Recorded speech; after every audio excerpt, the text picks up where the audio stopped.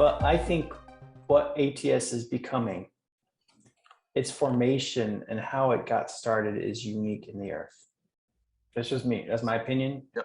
I don't know if any other platform has started from, other than maybe Origin Gate, but they were already kind of established in their own thing and they came together. We are building something from the ground up, first and foremost on relationship.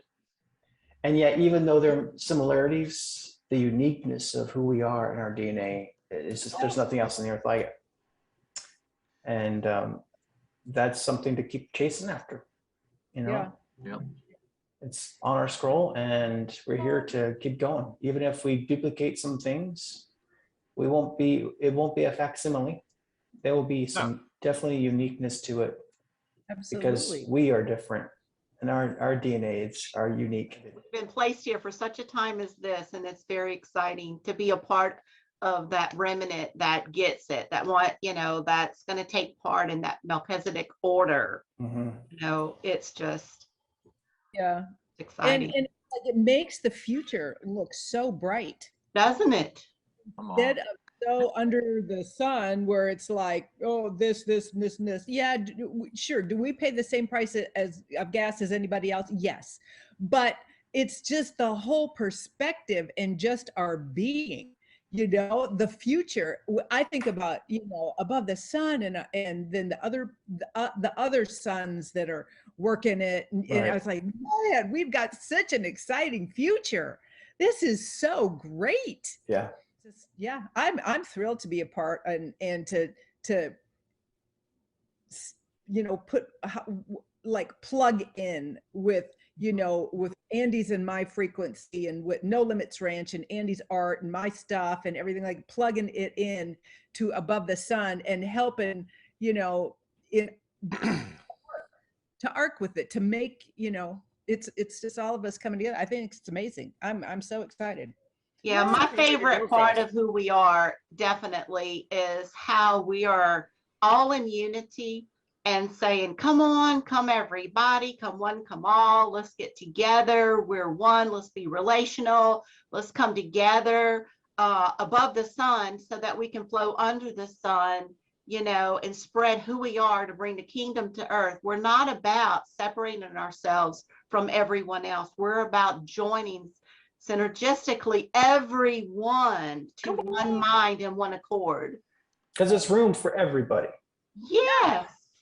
So it's to be expected that we're going to come across people of like mind, and we should never feel like we're in competition with them. Right. Because to have competition means that there's only one seat at the table for this particular thing, and that's not true. And that's the bounds we have to break. Those are the mindsets we have to start breaking and saying everybody has room for their voice to scream and to shout and to speak their scroll into creation, because that's the way he designed it. And we're not afraid of it. So come on, come join. Well, Definitely. He is multiplication, and to think that this is just ours, that's against his whole being. You know, just the whole way he is. You know, I heard somebody one time talk and say, you know, if you had two businesses and they were the exact same business and they were next to each other and they were both kingdom businesses that were birthed out of Yahweh's heart, they could both still do incredibly well because Yahweh is no limits. He's unlimited, you know, and so anyway, Right. I'll never get that. It's like above and beyond, and that's, you know, what we bring too. It's like, hey, come on in so we can multiply. You know, it's great. Nobody loses their identity. No. We gain. One of the things that just kind of was a light bulb to turn on for me was in your market research, when you're starting to map out a business plan. One of the key components to whether your business plan is going to succeed, your business idea is going to succeed, is the level of demand. If you have such a good idea, but there's no demand for it, if there's not a lot of people already doing it, other businesses out there, competition, then there probably isn't going to be any money for it. So you probably should move on to something else.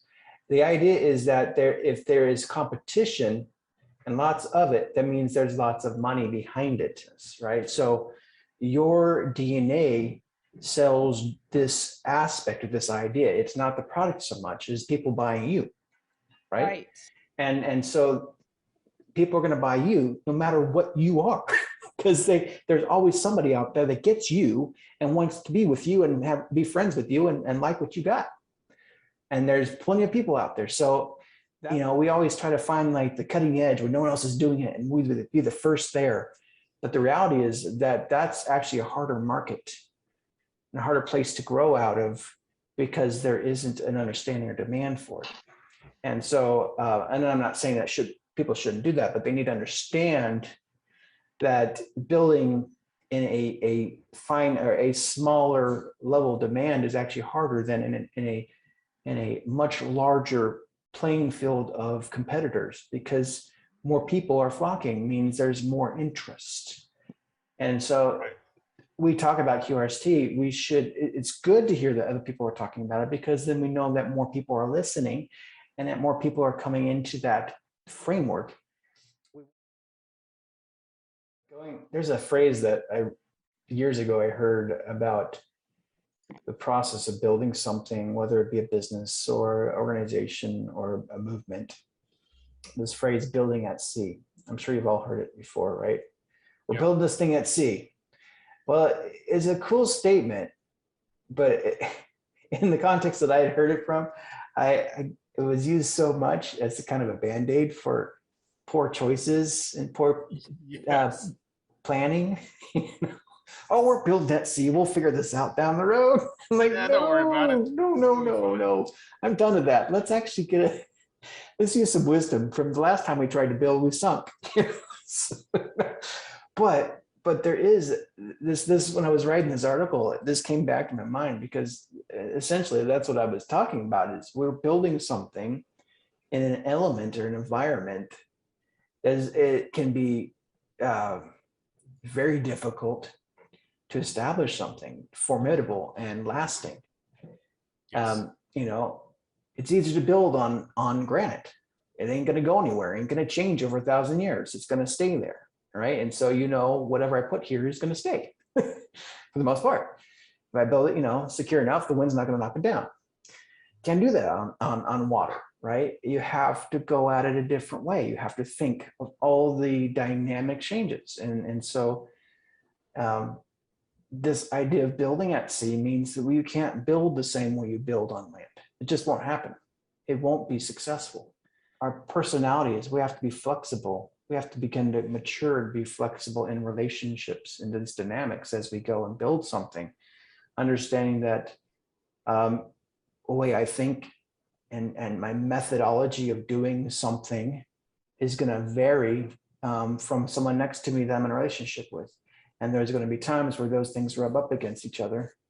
And if I don't have the relationship part solidly fixed, this is a durable, flexible thing, then what we're doing on top of it's just going to just splinter. And they tell you, don't, you know, keep the relationships out of business dealings, you know, keep the emotions out, keep it just strictly contractual, because too many people get burnt, right?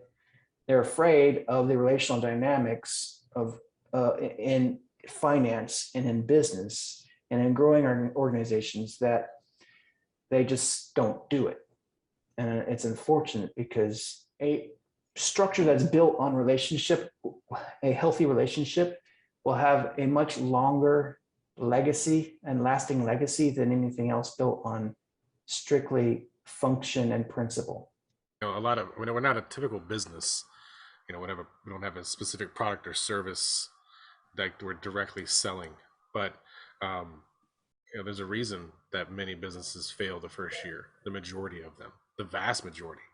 And I think it comes down to that. It comes down to relational issues that arise. I don't have metrics for that, but if that settles right, it feels right. Like there's so much that rides on. I mean, relationships kill long-standing businesses, and deception and how they handle stress and crucibles. Yeah, and I think that's why they fail. You know, even though profitability is questionable, we have a relationship, and that means something, and that carries you through those times to get to what's on the other side of this effort. Yep. Yep. I don't It's worth think ATS would ever say, well, it's just business, it's not personal. How many times have we heard that? I Oh, hate that That is statement. not who we are. That's why I think so many businesses are that concrete that doesn't flex, and even businesses that are Christian businesses. Oh, and I mean, it was told to me myself, well, this isn't personal, Carolyn. This is just business. And I'm like, right. how? And I never could. How do you separate that? You can't. And that's the beautiful thing about Above the Sun. It's yes, it is personal, and it is because it's relationship. That's our ground floor. So people who are watching this, and you're thinking about coming in, man, if you're looking for something, just you don't that something special. You don't have to go sit at Starbucks looking for that thing. I mean, sure, it makes you feel good, and then you get to the bottom of your drink, but this way, in building these type of relationships, they're just, you could be who you are. For example, the other day when we were having a meeting, I'm like, I got triggered. I didn't understand what was going on. I got triggered. And I'm like, what the heck? I don't understand what's happening here. And I just feel kind of stupid and everything. No, not stupid, but I'm like, oh, this is going over my head. I'm just should I be a part of this? Am I really supposed to be here? But because our foundation is movable and organic, because it is relationships that are P48, it's like, Carolyn, you can just be yourself. We love you. And then it's like, oh, I get it. So I have this epiphany. I'm like, oh my gosh, this is it just, and that to me was a really good example. You just described half the days of my life. See why this works? And I spent a major portion of yesterday in a depressive funk because I'm like, again? I'm here again? Where's this spirit of dissatisfaction and anger coming from? I want to deal with this. And it is a whole boatload of shame that does nothing. Yeah. Nothing. Instead, I can be straight up with my family, be like, okay, here we go. This isn't easy. It's hard, and it's worth it. I've run from that. This is hard for a lot of my life. And been like, man, if it's that hard, I'll learn to be content with less. There's value to that. Right. But okay, there comes a time where it's all right, you got that nailed down. Let's try the other side. Well, I've learned that shame, as you said, is not beneficial for you or me. No. I mean, how does it benefit me if the person that's done something wrong, I continue to say, well, you got to stay in your shame. Yeah. Especially if I'm running with them in relationship and we're trying to get somewhere, it would be like, them tripping on their face and landing face in, or on their feet and landing face first in mud. I'm saying, don't get up yet. No, you need to grovel in that a little bit longer and you didn't get it quite up in your ears. Roll around with that because it's important for you to feel how bad it was. It doesn't make any sense if I'm trying to, especially if I'm running a race with them and we both have to cross the finish line together, that doesn't make sense. So for me to keep people in shame is just stupid. It's like, come on, get up fast. Let's wipe this off. We got to go. This ain't a big deal. I've done it before. We'll do it again. Doesn't matter. We got some greater things to do. We got to get down the road. And so, I quickly say, pull the shame off, get up, dust yourself off. Yep. I'm smiling, dang it, did it again. Yep. Big grin on my face, got some mud in the teeth. Okay, so what? Suck it out, let's go. It's not to diminish the pain, but there is a degree where we go past what's beneficial for understanding and learning our mistake, where we get stuck because of the cultural pressure that's been put on us and been trained into us and ingrained to us as a children, that you need to feel this and you need to feel it for a certain length of time. And if you don't have the certain words to express it, that you understand what you walk through, then you need to stay there until you get the language to express your forgiveness and your correction and the nature to change. And it's like, it's just not helpful. And it that's comes from why our conversations about other people. At least for me growing up, there was this real like, oh, he should be ashamed of himself. Yep. Okay, so did a shameful thing. And maybe in the background, he went through some shame, hopefully, that brought to repentance. Because if shame doesn't bring you to repentance, how are you ever going to stand back up? You're just drowning. Right. And well, shame got us there in the first place. Yeah. Shame, I mean, think about a child.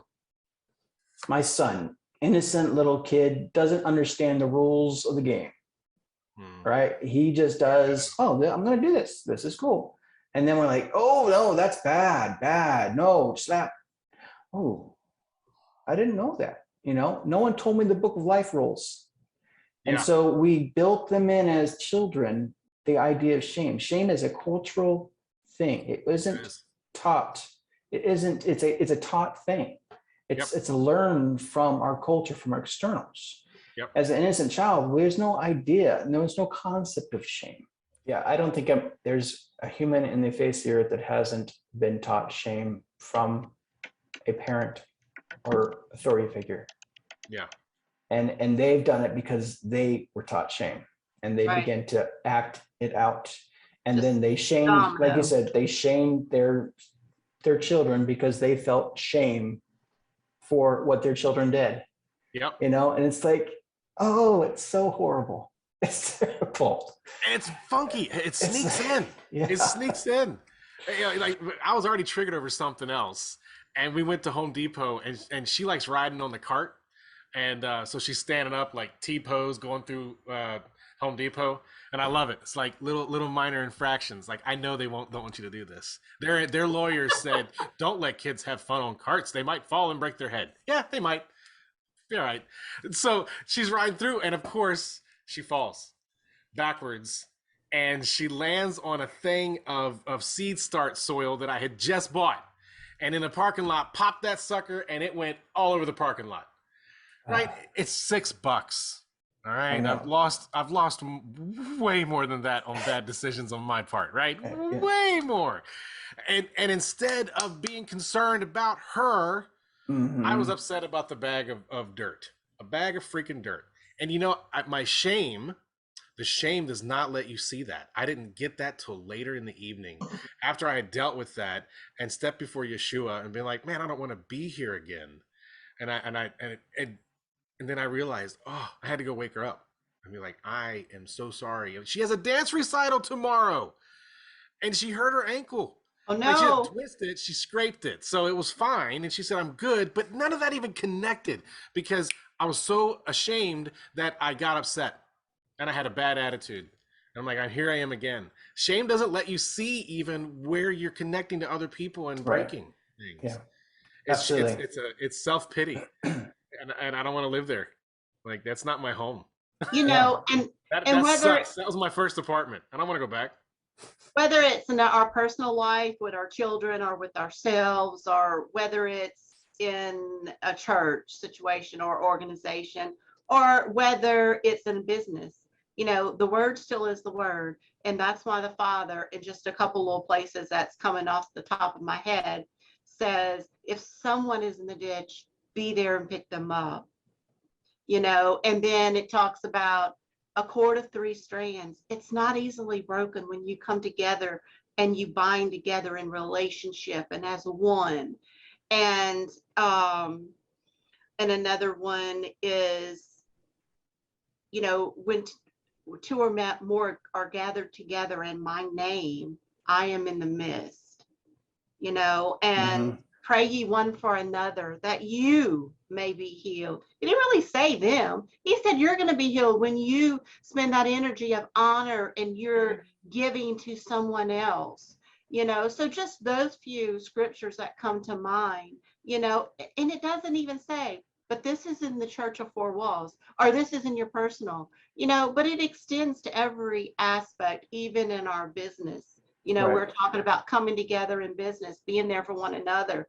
These are examples that we've not looked at in the business world or in our ministries. That was for something else. But this is exactly, it eliminates shame. Yeah. It eliminates and helps us to be grateful. And when we can't be grateful, someone else can stand in the gap and be grateful for us and honor us when we can't honor ourselves or our situation or Right. our place that our business is in. So these There's are no such thing as a important business things. room. There's no such thing. That's a mud room we've created to keep our dirty shoes in. We've created that idea that it's a separate thing. Right. I To don't track justify that through my things. house. Yep. But it's not. It's just that the trading is more obvious. Right. Right. Well, and, yeah, we keep it enclosed. And a great mud room is a great idea because that's, it allows, let's keep the mud. But that means you can play in the mud. You can make, you can be mean in a sense. You can be muddy. You can get dirty, Yes. because it's the business world and it's okay. This is what dogs eat dog, Right. and that kind of attitude. So, but we keep it there. Well, we Yeah. don't really keep it there. I mean, anybody that has a mud room knows that you can't keep all the mud out No. of the house. No. It still tracks in if you got kids. So then it can't be just business. It's not personal, huh? Impossible. Yeah. Well, Because that mud gets tracked all through. Yeah. Yeah. And going back to that shame thing, in the business world, I brought up I thought an article I read, Tina, you were mentioning this, the idea of shaming people for making mistakes in the business. I forget who I was reading about. Someone had, I don't know if it was just a hypothetical situation. They were asking this business owner, it's like a Fortune 500 company owner, or if it was an actual circumstance that he had experienced. But the story was that one of the employees was in charge of this this project that was worth millions of dollars. And in the course of his part of building the project out and whatnot, he made a mistake that cost the business several $100,000. Several $100,000, yeah, over $100,000, something like that. Been there. And so instead of firing the guy and shaming him for his mistake and saying, you're worth this piece of trash, you cost me this much money, he said, I keep the guy because I invested way more money than that $100,000 in this guy. And I'll have to spend that plus more at the end of the day to retrain the person I replace him with. It's better for me to keep him on because I'll save money. And second of all, he knows not to make that mistake again because he feels the weight of his mistake. And so, that idea is a relational dynamic, even though it's still money and cents, dollars and cents being talked about and considered, it's still a relational dynamic of we're working together. And if I let you go and kick you out because it's a mistake, I am going to mess up, or I'm going to have a bad situation on my hands, or I'm going to be out, and so it's not beneficial for me to break our relationship in order for me to get my satisfaction or to have my perfect world. I'd rather have the mistakes and grow in relationship and maturity for us as a community than to have a perfect world. I said yesterday, what does Yeshua say? Where there are no oxen, the stall is clean. Yeah. Right. So, but that means you can't thresh your field, you can't mow your fields, and you can't thresh your wheat, and you can't have prosperity, and you can't have production without relationship. And so if we can get the relationship side down and make that worth everything we build on, I think that makes everything else work out way better. Shame discourages risk taking. Oh, It yeah. certainly does. You know, like a cat riding on the cart. All right, across the parking lot. It was a big gambit. I was like, all right, this is true trial time. Ain't no even surface here. To shame her for trying, well, she'll remember that next time. Like, I don't know if it's worth it. You know, and just so many different analogies. Like, would you fire a race car driver because he hit the wall for the first time? Well, yeah, he hit the wall, and he might hit it again. There's no guarantee he won't. But guess what? That guy knows where the wall is. Right? Yeah. He knows where the limits are. He found them. He found them, whether they're his own limits or the vehicle's limits. I mean, these are. I missed the opportunity for redeeming mistakes. I made a $6.4 million mistake. Maybe I've mentioned it before. The day my daughter was born, I forgot to update a program that changed one little 0.08 to a 0.06, and I missed it. And over the course of the next year, it tallied to 6.4 million in overpaid taxes. And I about chucked on the floor when I did the math in my head. Like, oh my, yeah. And the company that I worked for, the vendor or the client, man, they hated it. They did not allow me back into the office. It was that bad.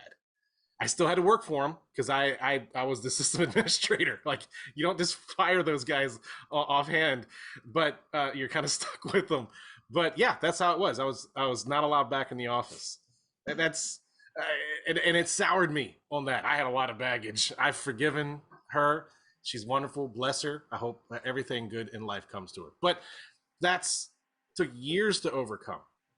And yet we can, oh man, I wouldn't make that mistake twice. You know, I learned really quick. The little ones matter as much as the big ones. And you never get that chance with shame. Shame puts you in the dark. Yeah. And it's so easy to do because we're built to have pain avoidance. Like their culture says, avoid pain. Mm-hmm. Avoid pain. That guy did you wrong. Never look at it again. Avoid that pain. You don't want it. Whereas, you know, we don't have an insurance mindset as sons. Living above the sun is not an insurance mindset. I'm not going to take risks because what I lose could be replaced. I'm going to take a risk because what I lose, I'll gain tenfold with him. Right. It's real. That's hard to remember because we're in a culture that says don't put your neck out unless it's covered. And yeah, we know what that leads to. A lot of fear. Yeah. Shame and fear are fast friends, and they sneak in. Yep. We embrace each other through the mistakes. But here's the thing. The other side of it, because we're talking about interaction and we're talking about relational development, we're talking about entanglement, it's not just one person that's having to deal with someone's shame. When my counterpart, if someone I'm engaging in a relationship with is dealing with shame for something that we were working on together and they failed, that right there is also a crossroads for me. Because then I have to make a decision. How am I going to respond to their mistake in relationship? And I can help keep the shame on, or I can help take the shame off. Yeah. But what that does is it means that's a crucible for me. And I have to remember, what am I about? I'm about relationship. And I can get real method and I can get real laser focus on a project to get something done. And my kids know it well. and if they get up on their foot or they slow me down or they make a mistake that delays the process, I've had to learn to pull back, put a pause on my project and my plans and say relationship's more important right now. Yes. And I say, and it's okay. So you bent the nail because you hammered it with something wrong. So let me teach you how to use the hammer and nail, but we're gonna have to first pull this nail out so that we can put a new one in. So that delays my process.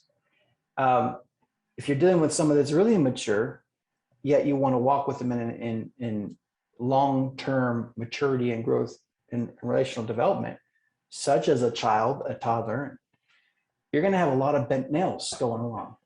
And a project that could take 30 minutes by yourself is going to take 3 hours. But you have to ask yourself, is it worth what I'm building in relationship? Is that really what's important? Is this really what I'm growing? Or is this temporary shed that I'm building here that's going to look nice when we're done? And that's the question that I ask myself often is what I'm building, even with ATS in regards to my family, where I'm juggling time with my family and ATS and my job and other things, I come back to this table often and ask myself, what's more important? My relationship to my children, or making sure that I get a post written out and sent? And sometimes the post has to take second place. Most of the time it does. But the thing I find that in the honoring of the relationship, Yahweh blesses us with time to meet the needs for everything else. Right. It's again and again and again, I see when I honor the relationship, I get the relationship and then some. All those other things, like even with urgencies of some people come in and they say, I need this done, but I had to take a lead from my father and say, go do this. When I went and did that in relational dynamic and dealing with relational connection, I came back, that problem solved itself. Man, how many times this happened? Because I honored relationship over everything else, put it primary in my life in that moment. Yahweh's like, I bless that. And because of that, I'm going to bless your relationship, and I'm going to compound it with financial blessing or taking care of things off, taking them off your plate and it solve itself, or someone else taking care of it. It's a beautiful thing. But I had to make that early on choice, saying relationships over function, always. Relationship over projects, relationships over the ends. And people stop becoming the means to my ends, and they become the meaning to my future. And so, but it's a journey, because it reveals that relationship requires that you have to make changes, and you have to slow down, and you have to make shifts in the way you think you're going to move about in your future, so that you can incorporate someone else's future in your future. There's room for everybody, but my future looks different now that you have integrated yours into mine. And so I'm still doing diapers because I chose to bring you into my house, and my future still has diapers in it, at least a little longer. And I was ready to be done, but my child brought in a new future, and it changed what I was going to be, what my future is going to be. And so their future integrated in mine. And I said yes to the relationship. The good thing about us building something on water, and it can be flexible and it can be floating according to, when the water's high or the water's low a little bit, is when somebody's going through their junk, all we have to do is take some of that living water. It's just so easily acceptable, and just help wash all that junk off. Okay, you're speaking death, you're speaking a low frequency. We're going to take this living water, and we're just going to throw it all up there on you and let it flow down and wash you clean again, so that you can lift your head high and begin to walk again in who you are and what your scroll's written about.